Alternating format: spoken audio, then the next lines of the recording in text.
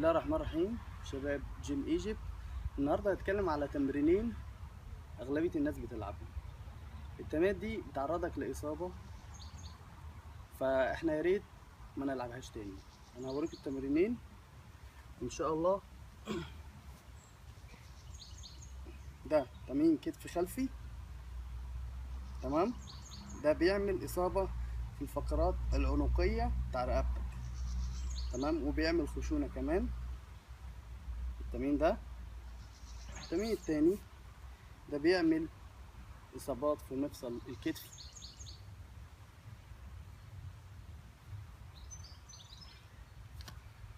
فياريت التمرين دول بلاش نلعبهم تاني عشان بيعملوا اصابات.